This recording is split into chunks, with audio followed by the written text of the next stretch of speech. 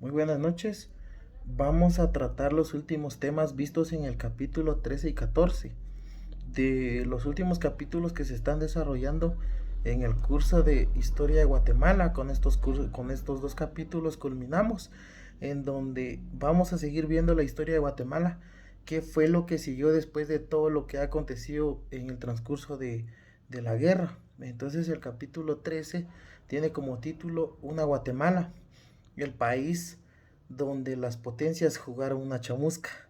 Este periodo se dio de 1954 a 1985. Después de todo lo que ha ocurrido, Guatemala quedó como un país deteriorado, como un país flexible, como un país débil, en donde los golpistas de Estado siguieron haciendo de las suyas. Es el caso en este capítulo 13, vamos a dar a conocer varios acontecimientos que se dieron en nuestro país y que fue afectando principalmente el desarrollo del mismo.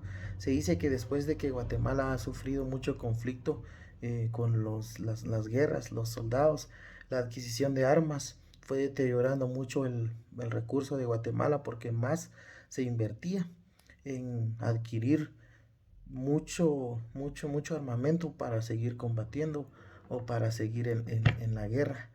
Y uno de los títulos de este capítulo 13 es La Revolución Interrumpida. Quiere decir que a mediados de 1964, la invasión norteamericana, convalidada por guatemaltecos y mercenarios, detuvo el avance de los procesos sociales de nuestro país. Quiere decir que cuando nosotros nos invadieron, pues Guatemala y toda la revolución que estaba ya teniendo, pues fue interrumpida por lo mismo. Y también vamos a conocer personajes como por ejemplo al gobierno de Idígoras Fuentes, que fue un gobierno que estuvo en 1958. Él fue presidente, fue nuestro gobernante en ese año y él llegó y ganó las elecciones con un 41% de los votos. Cuando Idígoras gobernó, se debió al ofrecimiento de algo que se le conocía en ese entonces como amnistía para los exiliados de 1954. Ofreciendo amnistía, pues este gobierno se postuló y fue vencedor y fue uno de los presidentes que tuvo nuestro país de Guatemala. Después de esto se dio un nuevo golpe de Estado que fue a finales de 1962. A inicios de 1963 se inició la lucha preelectora al sucesor de Ígoras.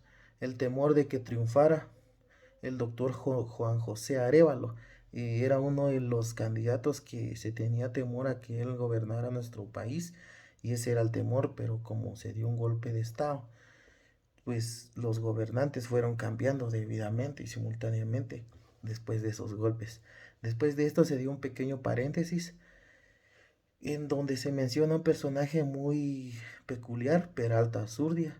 Cerró su dantesca trayectoria, se podría decir, lanzando al mar a sindicalistas y comunistas que ellos estaban en contra de él y que permitían que Julio César Méndez Montenegro en 1966 pudiera ser electo.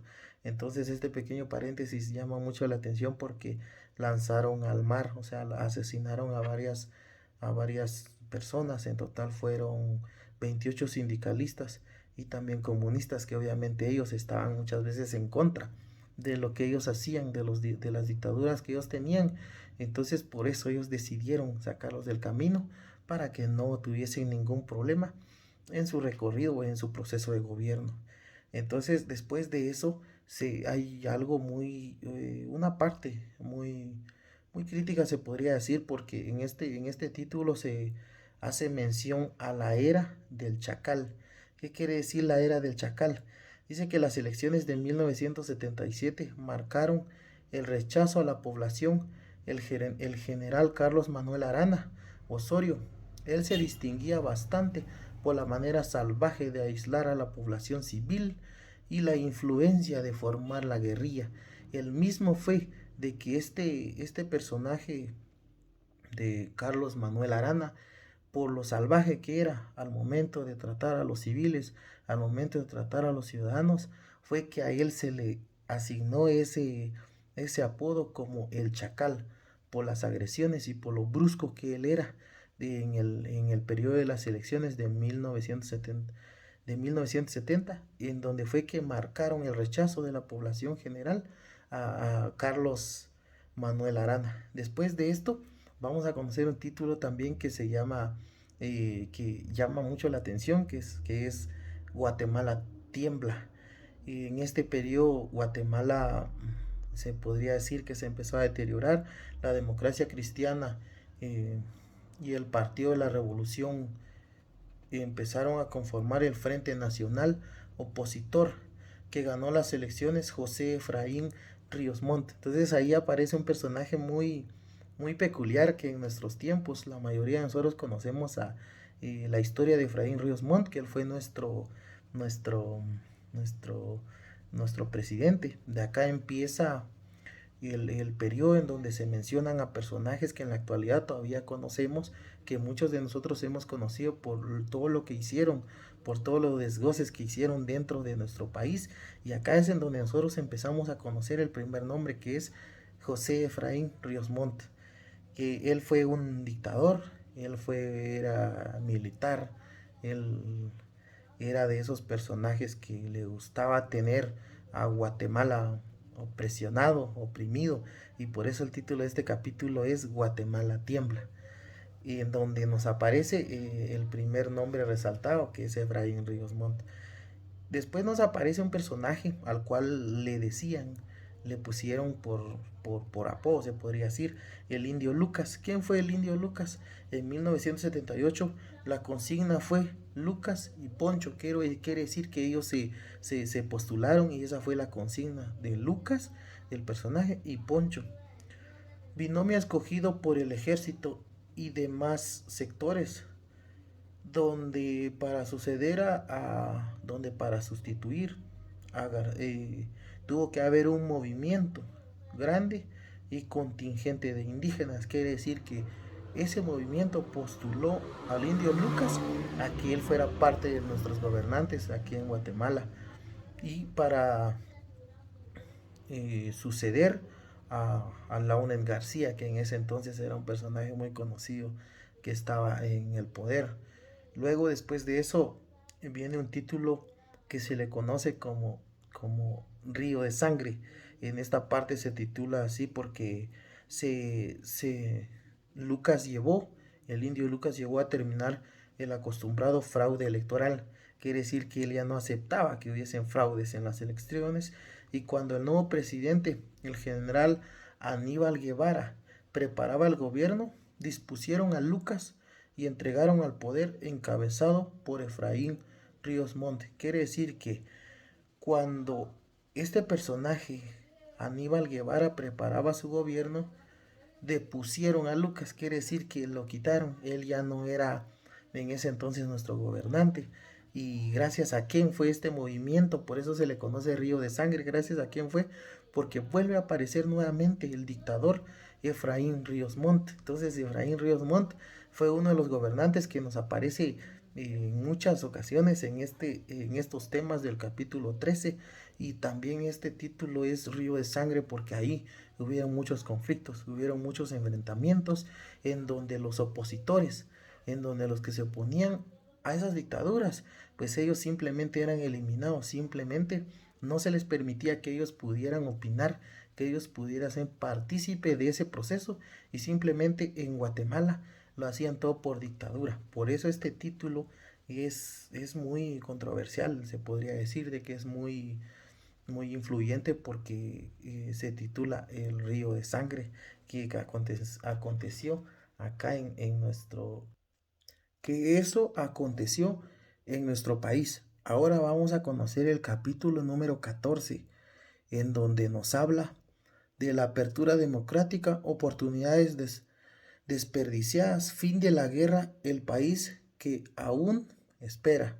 Este título se trata del capítulo número 14, en donde desde 1940 hasta 1986 el ejército de Guatemala había hecho gobierno y el país entero se había militarizado. Quiere decir de que de 1960 a 1986, como hemos venido viniendo, como hemos visto en los demás capítulos que ya hemos estudiado, pues la mayor parte de nuestros gobernantes fueron militares. Por eso en este capítulo dice que el país fue militarizado y el país entero se había hecho de gobiernos de puros militares que gracias al poder que ellos tenían podían hacer los golpes de estado y automáticamente podían nombrar a otro y a otro y a otro y a otro militar para que nos gobernara.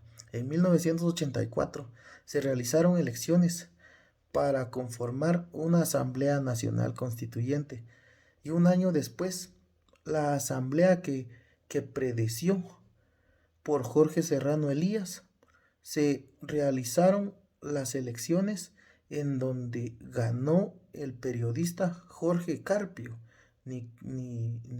Nicolle creo que era su apellido, según la vuelta de Marco Vinicio Cerezo. Este periodista era un personaje que había destacado bastante y pues en ese periodo de 1984 cuando se hizo la elección de, de conformar la Asamblea Nacional Constituyente.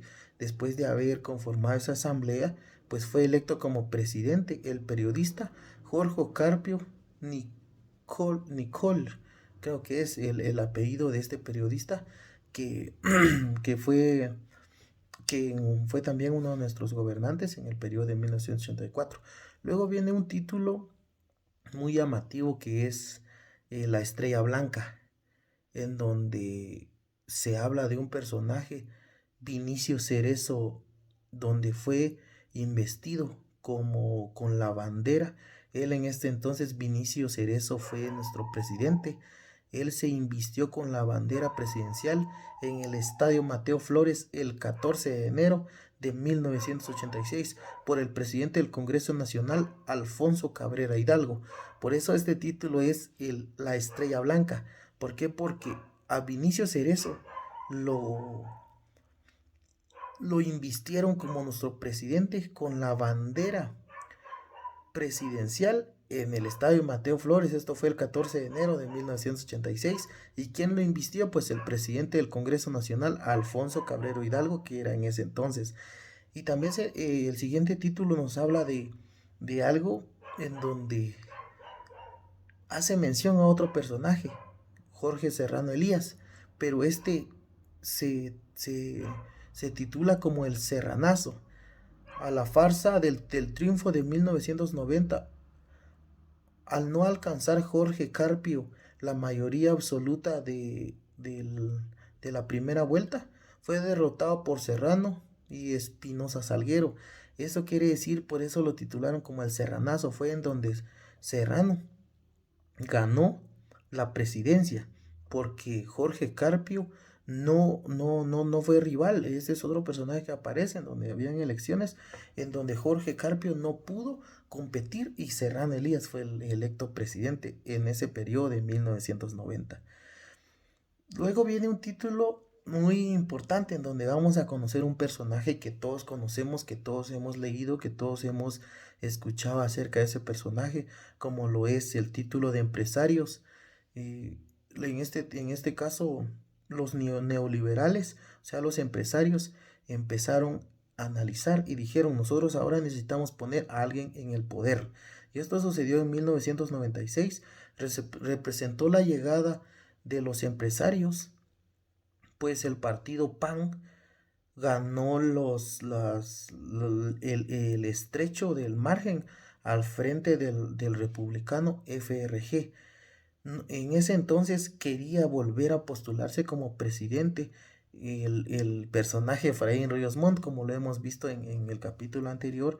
Él intentó inscribirse nuevamente en este periodo en 1996 para ser nuevamente nuestro presidente, pero no dejaron que se inscribiera.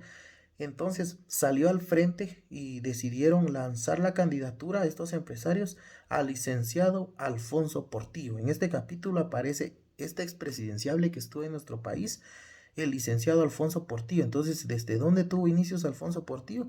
Desde que los empresarios neoliberales decidieron llegar al poder, y esto se dio en 1996, un gobierno de emergencia. Es el siguiente título. La presión de la sociedad civil y la Corte de Constitucionalidad forzaron y determinaron al Congreso a realizar una elección entre la PDH, el Procurador de los Derechos Humanos, que en ese entonces era Ramiro de León Carpio, y a Arturo Erburger, creo que si no estoy mal, Erbrugger, Asturias, ganando Ramiro de León. En este entonces el Congreso de la República decidió de manera emergente hacer una elección forzada en donde postularon por ellos mismos los congresistas al Procurador de los Derechos Humanos, a Ramiro de León Carpo y a Arturo Burgues Arturias. En este caso, el siguiente título es a la sombra del general, en donde se habla que en el 2000, ante la negativa de otra vez en este año, por eso se titula otra vez a la sombra del general, porque en el año 2000, cuando no, Alfonso Portillo nuevamente quiso ser presidente, pero nuevamente en el año 2000 y Ríos Montt, Alfonso Portillo, él lanzó su candidatura. En el 2000, quien quiso ser presidente nuevamente fue Efraín Ríos Montt, el dictador. Entonces este personaje ha venido tratando de postularse nuevamente, pero igual en el año 2000 no lo dejaron inscribir, fue la negativa de Ríos Montt como candidato. Obligó nuevamente a Alfonso Portillo Cabrera a participar. En este periodo habla también de un devoto en donde se forzó a segunda vuelta, en donde fue una elección entre los candidatos de Oscar Berché y en donde el FRG ganó con el 68.3% de votos. Se hizo la mayoría en el Congreso ocupando los 63 escaños. Quiere decir que en este periodo, al momento de que FRG lanzó su candidatura, pues ganó con el 68.3% de votos y como podemos ver en este capítulo también ocupó la mayor parte en el Congreso de la República, ocupando 63 escaños el partido FRG. Tenemos que ver, lo importante de este título es de que nuevamente Efraín Ríos Montt intentó postularse para presidente, pero no lo logró. Nuevamente postularon al licenciado Alfonso Portillo Cabrera, en donde en este proceso, no sé, en este proceso no logró ganar nuevamente. Él se quedó con el 47.8% de votos. De esto trata el capítulo 14. Ya a finales del capítulo 14, Álvaro Arzú Irigoyen aparece nuevamente otro personaje que todos conocemos. De él, Álvaro Arzú, el, el disidente, él fue partícipe de las elecciones con el partido MLN después de intentarlo dos veces. Álvaro Arzú logró ser presidente y su partido logró las suficientes curules para el Congreso de la República, igual que en el año 2000. El FRG 63 escaños tuvo y en este tiempo también Álvaro Arzú logró ser presidente y él obtuvo la mayor parte de poder y el dominio del Congreso de la República porque su partido MLN ganó y logró situarse como presidente y de igual manera en el Congreso de la República tuvo el dominio porque la mayor parte de diputados pues ingresaron o ganaron con este partido juntamente con Álvaro Arzú. Entonces en este capítulo 13 vimos y aprendimos mucho de la historia de Guatemala, cómo Guatemala empezó a ser un país que empezaba a venirse, a derrumbarse por todos los procesos electorales, por todos los golpes de estados, por toda la guerra que había.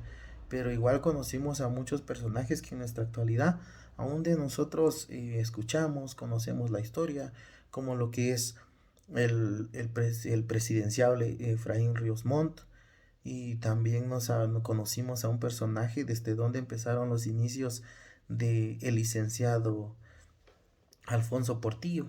Y también conocimos de dónde fue que tuvo inicios la situación de elecciones presidenciales, Álvaro Arzú. Entonces estos personajes son los que han destacado bastante en nuestra actualidad. Como nosotros sabemos, Alfonso Portillo fue un presidente que la mayor parte de Guatemala consideró bueno, porque en su tiempo la canasta básica bajó. En su tiempo él no permitía que habían alzas al combustible, a la canasta básica. Si en situaciones habían o se quería alzar la canasta básica con diferentes alimentos, pues él lo que hacía era contactarse con otros países. Y si los países que le estaban vendiendo a Guatemala, que le estaban distribuyendo, eran muy caros, pues él lo que hacía era contactarse con otros países y traerle la competencia, por decirlo así, para que los guatemaltecos no sufrieran. Fue uno de los presidentes conocidos, Alfonso Portillo, por la sociedad indígena, por los pueblos mayas, que fue uno de los mejores gobiernos porque él apoyó directamente al, a, la, a los agricultores, apoyó a todo lo relacionado al campo. Y como conocemos igual la historia de Álvaro Arzú, fue presidente y a la vez fue alcalde durante varios periodos en la ciudad de Guatemala.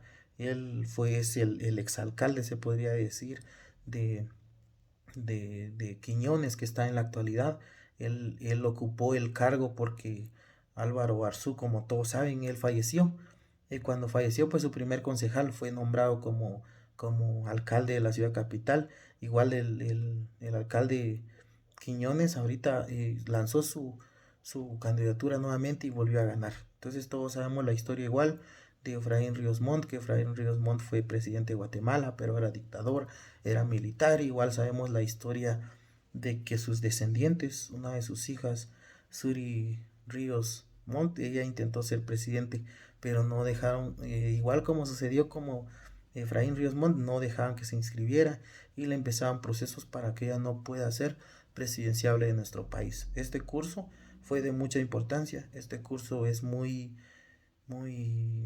excelente porque gracias a ello nosotros conocemos la historia de nuestra ciudad o de nuestro país, Guatemala, que muchas veces ignoramos.